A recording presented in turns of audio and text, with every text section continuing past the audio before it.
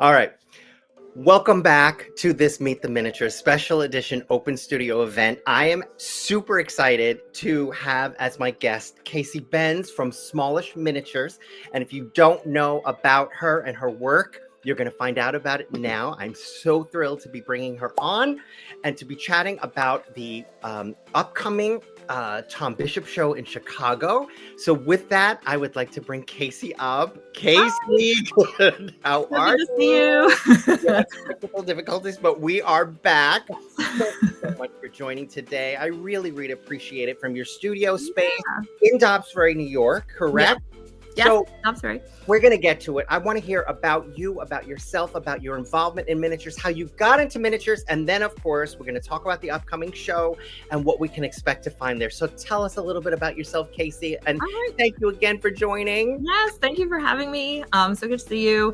So I started working on miniatures when I was about 12. My sister found a dollhouse in the trash can, and she's like, "Here, you want to, revamp this house?" So I, had a couple years where I was going full steam working on this house, and then of course I was a teenager and in my 20s, so I kind of put away my dollhouse hobby for a while, but then I picked it back up in my 30s and really just dove headfirst into it, went down that rabbit hole. I discovered the online Instagram community, and it was so inspirational, and found new mini friends, and it was really great to be a part of that. So, I was mainly making the dollhouse for myself, but then I opened up an Etsy shop. And then I joined the Philadelphia Miniaturia 2 years ago. I was actually 8 months pregnant for my first show. And that's actually where we met. Yes. So, and then I did a second year and loved it. And so for the Tom Bishop show, I was just going to attend as a shopper, but then in late December, I was laid off from my job and decided to just dive full steam ahead into miniatures and see if I could make it a full-time thing. So I contacted Tom Bishop, and luckily there was a cancellation and I was able to get a spot in the show. So I'm really excited to just take my miniatures up to that next level. Yeah, well, kudos to you, because Tom Bishop show is a juried show. In many ways, he wants to make sure the integrity of the show is maintained. So congratulations for getting on that. It is one of the largest shows, so it is a great place for you to be showcasing your miniatures. And by the way, can I just say some of the things that I love about your miniatures? There's a surprising element always to it. They're unexpected, and and one word that really comes to mind is that they're joyful. They are. So talk to us a little bit about the overall vibe of your miniatures. What are the kinds of pieces that you make? And then, of course, if you'd like to share some, that would be awesome. Sure. Yeah. So I love kind of the unexpected element of miniatures. I look around my house and see life-size things that I want to see shrunk in my house that you may not find out there in the market. And I love color and pattern. So my doll, maximalism is kind of my vibe in the interior design world. And I love sneaking in funny little messages. So if you can see this little tote here, I have this other pillow that says, "Hold on, let me overthink this." So I love sneaking in little messages and colors. So yeah. That's awesome. Yes. So talk to us a little bit about your background. Do you have an arts background? Where did all this creativity come from? And also talk a little bit about the techniques involved in how you make your miniatures. Sure. Yeah. So I actually do have quite the art background. I went to Mass College of Art in Boston for my undergrad. I majored in fashion, but I've always been, into painting and making things in 3D. So, I had a career in fashion design. And then after about 14 years in the handbag industry, I pivoted over to graphic design at Party City as an art director for about 5 years. So kind of combining fashion and fabrics and print design. I have a lot of techniques that I use on the computer. I use some computer programs to make my paper patterns for my miniatures. And then, I use laser cutters and 3D printers and hand sew. So it's kind of I love mixed media when I make my miniatures. So combining wood with the fabric, with maybe some 3D printed element with metal. So kind of mixing it all up, just to add that bit of realism. Yeah. I love that you have this fashion background. Talk a little bit about how kind of that has impacted or maybe even challenged you, or how does that fit in, and how you make your smaller versions of, let's say, fashion. Sure. So I've been doing some small handbags. So I have a couple to show. So, having that background in 3D paper patterns for handbags has really helped me kind of have that dimensional eye. So I have this little handbag here, emotional baggage and snacks, lasered on there. Has a little mag snap closure. So I love kind of taking some of the handbags that I used to do and really shrink them down. Yeah. That's been fun to get back to my roots. And then this little tiny tote here. And then just knowledge of materials from that previous job kind of helped me. Yeah, I think there's definitely an emotional tug happening with your miniatures that they tug at your heartstrings.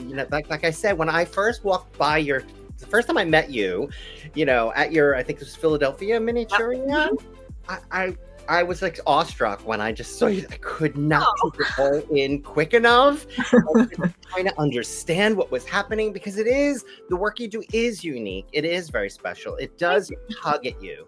All right. So, and I don't know.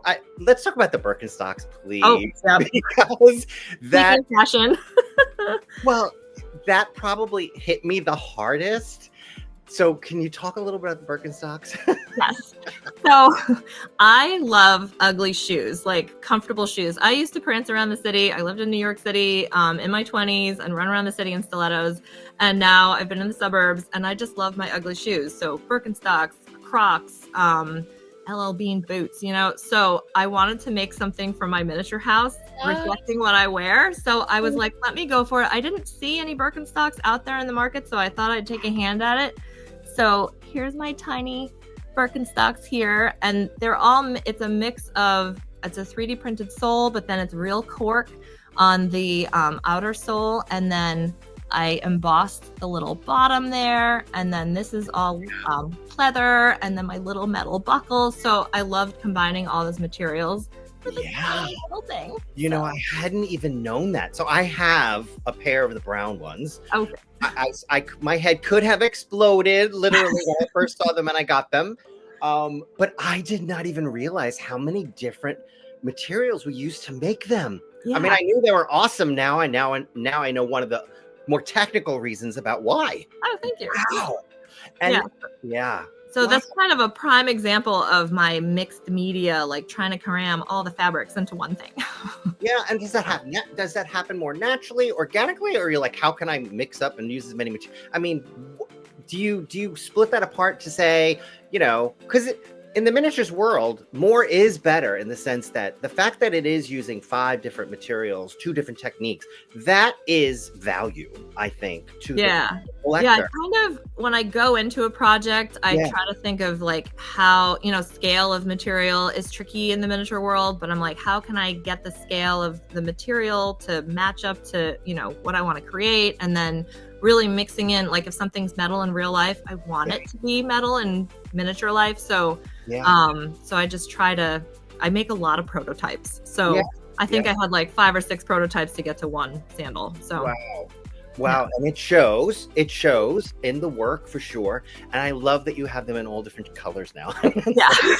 And I'm going to have some exclusive spring colors for let's get I'm going to have some blush pink and maybe some seafoam green. And so, telling me introduce new colors. And while we're on ugly shoes, I have a new shoe to introduce. These tiny little Uggs, these Ugg slides. Continuing in the ugly shoe department. So let me get these up here. So again, here I wanted to combine a lot of materials. Like this, the top of it is pleather, and then this is felt to get that fuzzy element, and then it's a 3D printed sole. So again, mixing a lot of media there. So You're killing me. You I are have killing a couple me. different colors. Oh, they're awesome. They're awesome. So this is a sneak peek. You haven't even you haven't shared this yet. Well, I've shared a couple photos on Instagram, but they're not first. They haven't put them on my Etsy shop yet, so they're going to be making their debut in Chicago. Oh my gosh, that is amazing. All right, so what else can we expect to see? So moving on from fashion, so I've got some totes and my ugly shoes, but I'm diving into some furniture this year. So I'm introducing my velvet couches. I had one as just a display element for the Philadelphia show, just to showcase some pillows I made. And I had a lot of requests like, is that for sale? So I decided to go for it and make some couches. So I have the mauve color and then this lovely emerald green. So I'm going to have probably 10 or so of these couches. So not a ton. So, but yeah, so I'm going to have the velvet couches, which I'm really excited about. Well, two things that you just brought to mind. Number one, the impact that, you know, it makes when folks visit your table and they see something, and the sort of the feedback you get is really important, because, you know, if you don't tell the artist at the table that you like something, and you should always tell them you like something, then they don't know what to make for you the next time or what to work on. So talk a little bit about that. What was the other thing? Talk a little about that. Then I'm going to try to remember what my second point was. Okay. Yeah. So I love hearing feedback, you know, how folks are decorating their houses, what style, and, you know, what kind of rooms they have in their house. So I had a lot of shoppers saying that they had mini art studios in their house.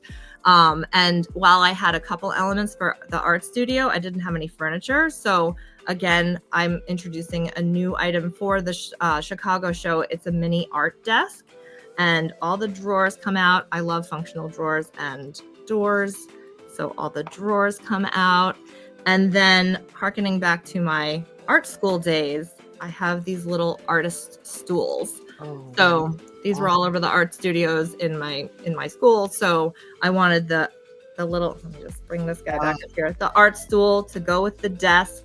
And then I kind of debuted this little in progress dollhouse. So, you know, it's still in progress. It comes with a little piece that hasn't been attached, but I only made like 4 of them for the Miniaturia, and they sold out. So I decided to bring this back so that you can have your own little in the works dollhouse in your studio. And that brought up, you reminded me of my other point, which is, if you see something at a show that you like, you really need to get it, because we don't know for sure when an artist is going to make it again.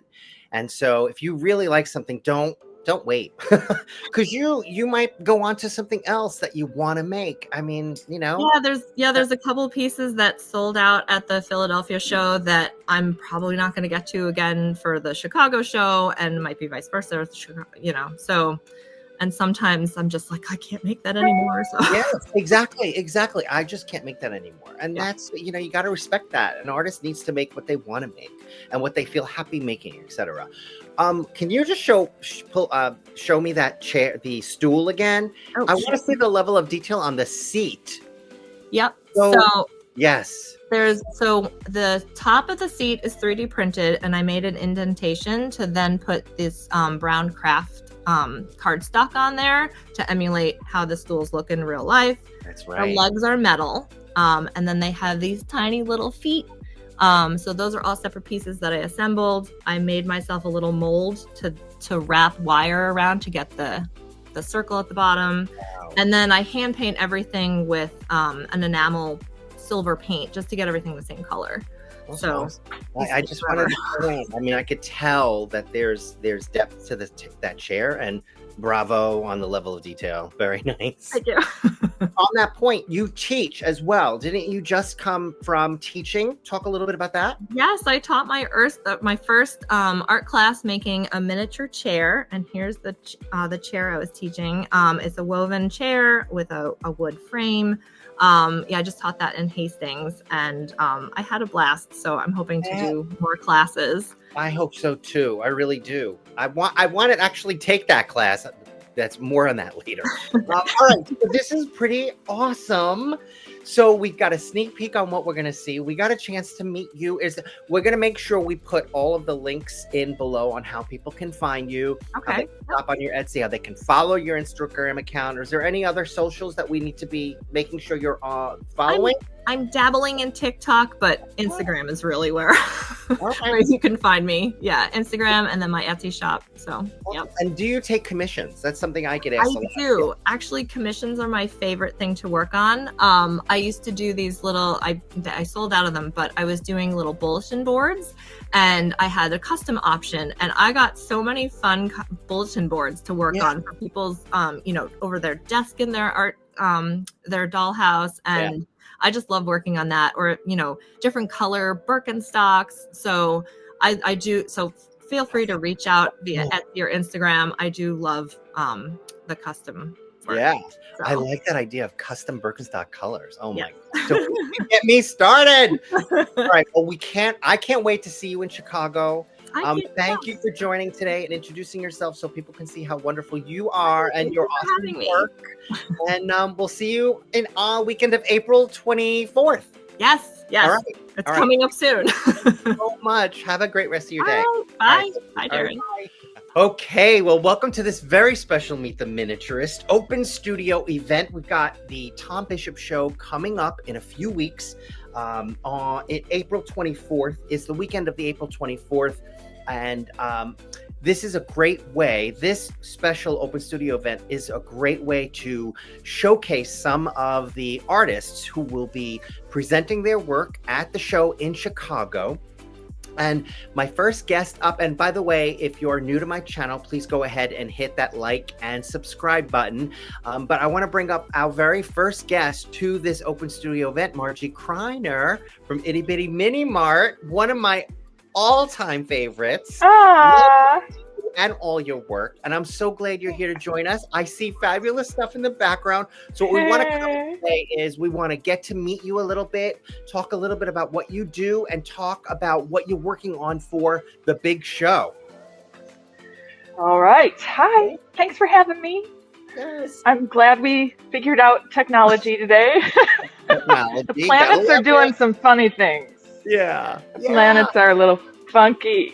So can I just say that I adore your work. I found you a few years ago. You hit the sweet spot on nostalgia, on unique. I mean, you just hit all of the right buttons to make you feel so good when you and you buy one of your miniatures. And so I'm just always struck by your work and seeing what you bring to the shows. They're just so charming. So please tell us. Thanks, Darren.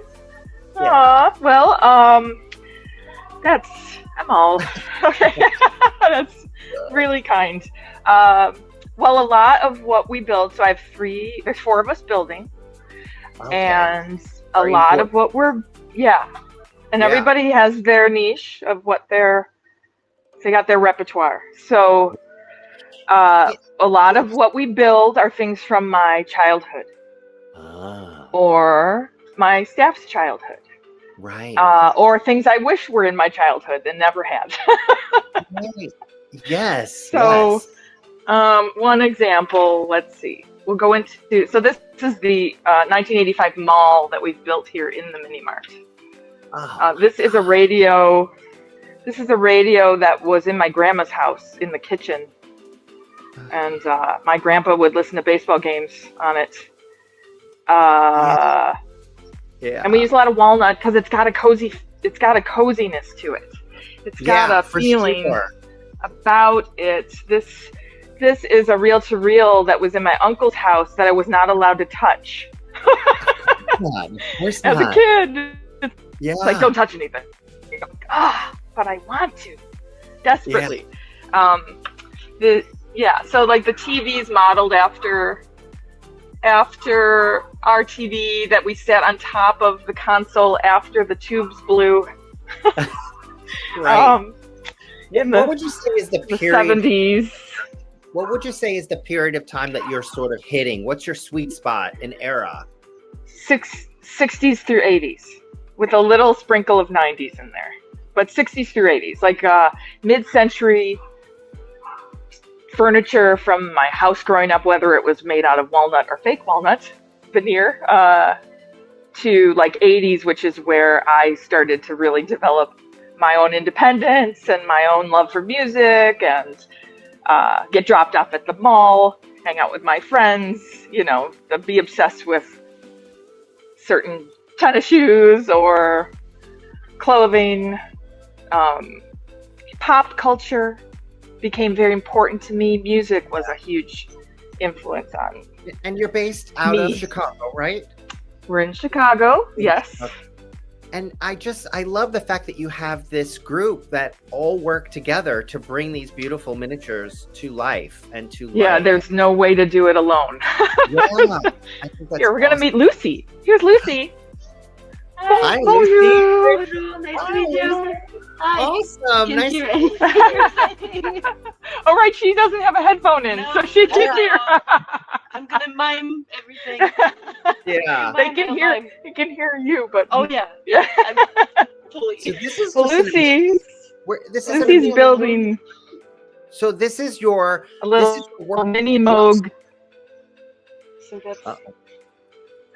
This is your Oh, yeah. Here's our reference. Oh, okay. Yes.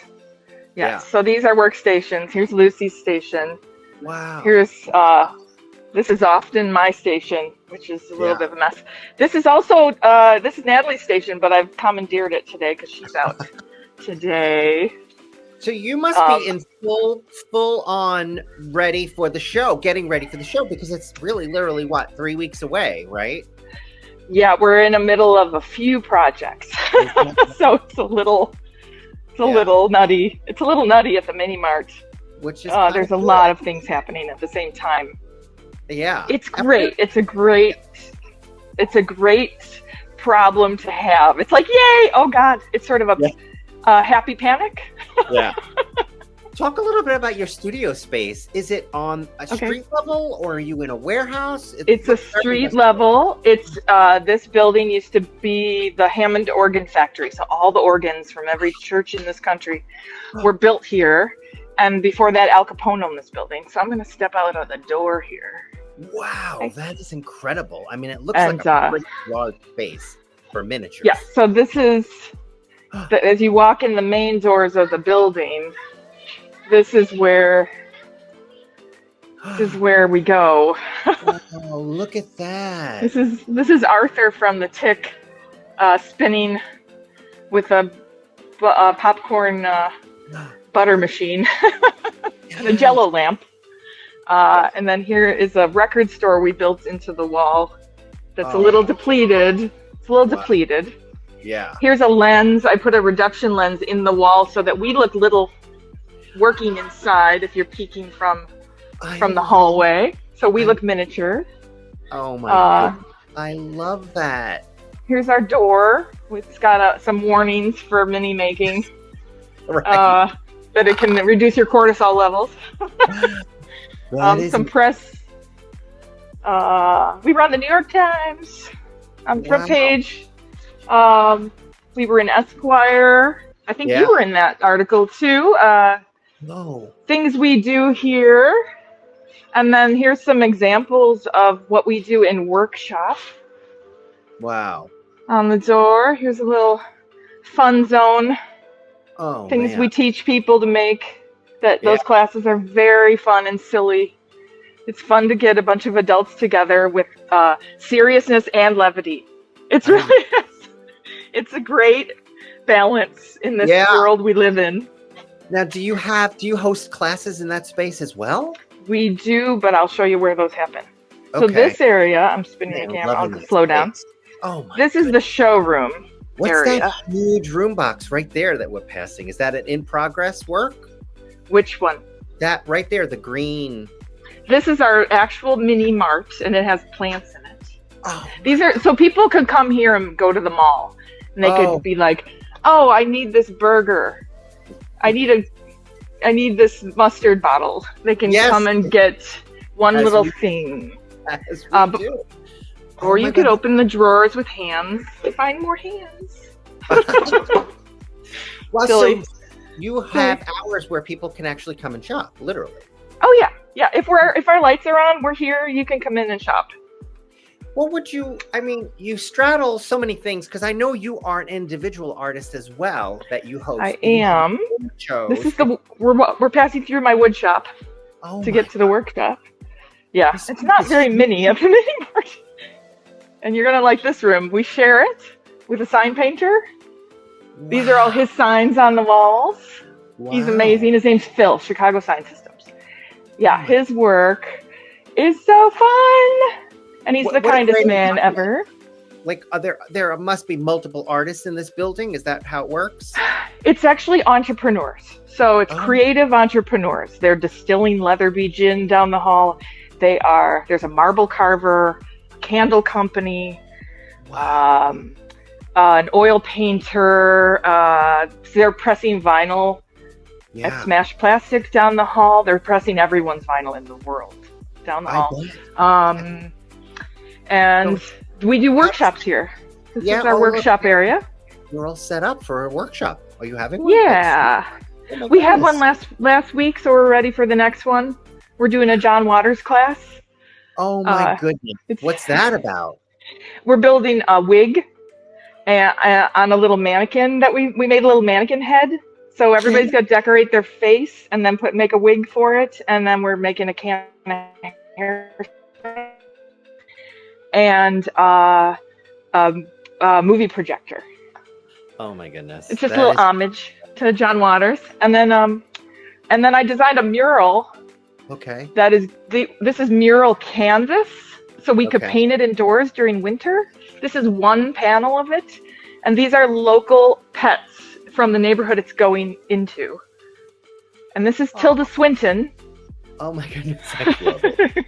You guys are blowing me away with the creativity.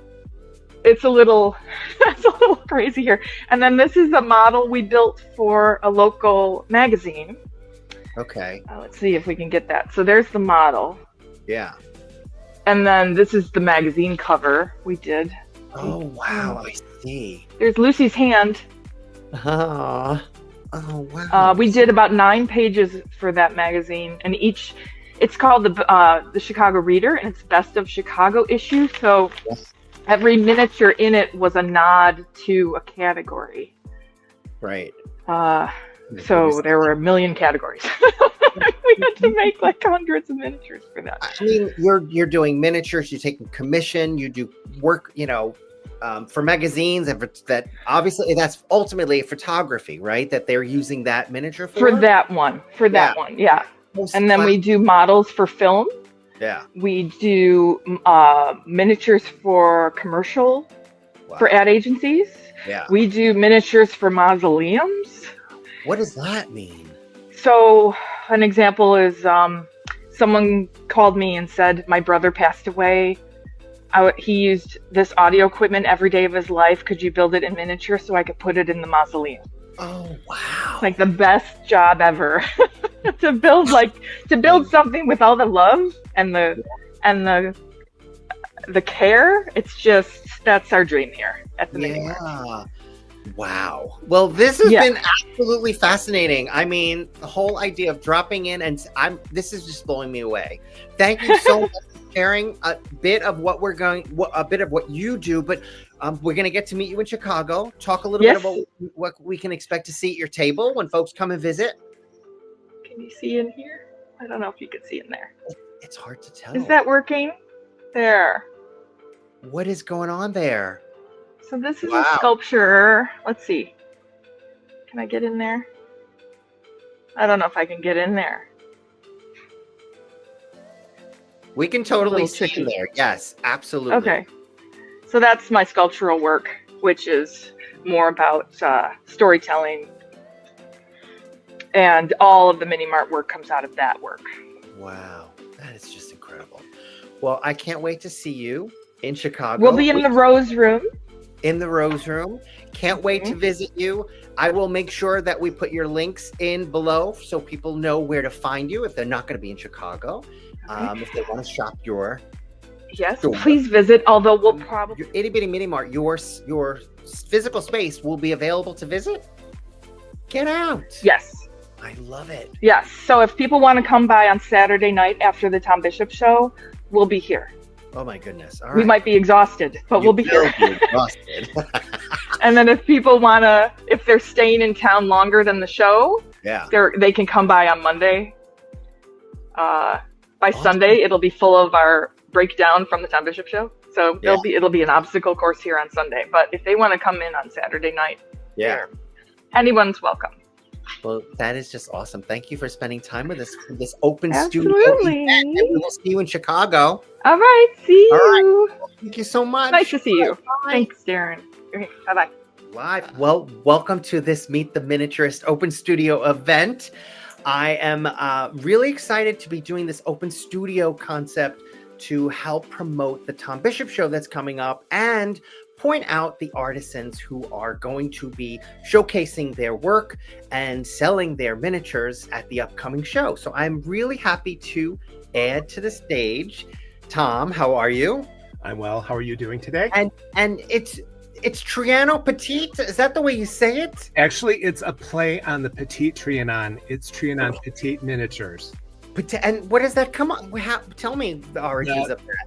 Okay, that is the back formal or informal house of Versailles that Marie Antoinette lived in the Petit Trianon. Oh, Petit Trianon. Uh-huh. Oh, which also leads me to sort of your whole vibe, which is French miniature. That is my whole jazz. My whole vibe is 18th century French. Oh my goodness. All right. So tell me, how long have you been making miniatures and showcasing? How long have you been doing the Tom Bishop show? Well, interesting story. I've only been doing this 6 years now. 6 years. So this will be like your sixth show coming up? No, actually, this will be my second show coming up. Second show. All right. And you've only been making miniatures for 6 years? Yes. Yep. Interesting. I love furniture and I love French furniture. Yeah. And I have a house full of it. And I was told if I want any more furniture, I have to get rid of a piece. So then I thought, you know what? If I started doing this in miniatures, I wouldn't have to get rid of a piece. And I could still, feed my habit, so to speak. Wow. And how long have you been making miniatures? So then I started making them. I thought, let's try selling them. So then I went on Etsy and I started selling them on Etsy. And the rest is kind of history. Yeah. And then about 2 years ago, I got the gumption to say, I'm going to try the Tom Bishop show. I've gone a couple times just as a spectator, but I thought, let's try it. And then so last year was the first year, and it was great. It was wonderful. I bet. So have you been a collector before being a maker? Like where did the interest in miniatures come from? I've always liked miniatures, even as a kid. Yeah. Because our form of miniatures were G.I. Joes from the 1970s, not the little micro G.I. Joes, but the ones that were Barbie size. So that's kind of where it started. G.I. Joe was a gateway for miniatures for us. Right. Yeah. No, I hear you. All right. So relatively new to selling miniatures, only like 5 or 6 years. And this is your second Bishop show. Yes. Wow. So talk a little bit about the kinds of miniatures you make. I know it's French. How do you make your miniatures? What inspires the miniatures you make? I'm inspired by pretty much anything that has to do with the court of Versailles. I don't go really into the total gilding. I like the aesthetics of Louis XIV, Louis XV, and Louis XVI. I tend to like more of the wood type tones. Some of the flamboyant, more colorful fabrics I use as well. And I grunge everything. So it's a little dirty. It doesn't look like it's right off the showroom floor. Right. For some reason, I think when you add a little bit of grunge to it, it makes it more real. Yeah. So like just weathering and aging? What do you mean grunge? Like dirt, literally? No. So I don't know if there's this stuff that almost looks like compact makeup. It's called pan pastel. Okay. So when I'm done with making a piece, I will dust it in pan pastel, and that gives you like a dirty element to it. And you have to use, seriously, I feel like we're doing a makeup tutorial. Yeah. You dab it in, just a little dab, and then you rub it on whatever, and it smudges things, and it looks really great. And sometimes you can use the liquid distress spray. Right. Sometimes use that. Right. But I find you have more control with this. Yeah. But so ultimately your goal is just to give it more realism. Yeah, I will add crackling to it too. It just gives you, when you look at the piece, here's one of the chairs that I made that's going to be in the show. You can't really see the detail, but if you were to see it really close, you can see the tiny cracks in it, like paint chip cracks. Yeah. And that's what I like to go for. Wow. And you do all of the upholstery too? You do everything? I self-taught myself how to do the upholstery. Wow. I watched a couple YouTube videos and I figured, I'm watching large real size upholstery being done. I figured, you know what? It's got to be the same principle, but we're just going down to 1/12 scale. And it actually is. Yeah. And what do you find go ahead. Sorry. I was going to tell you, I also learned how to sew. I bought myself a little $25 children's sewing machine. Okay. And so I still use it. I use it to make pillows and things. Yeah. Yeah. Well, so, I mean, is this a concept the same? Is it it's a toy sewing machine? Why? Because I didn't want to go out and buy a huge Singer. I just bought this little tiny sewing machine. It's about this big, and it works perfect. That's all you need. That's all you need. I like that. That's a great tip right then and there. Yeah. So what is it that you love out of all of that? Because it's a pretty broad range, 15th, 16th, 17th century. Out of all that, what is your sort of favorite thing to make? I would have to say is the chairs.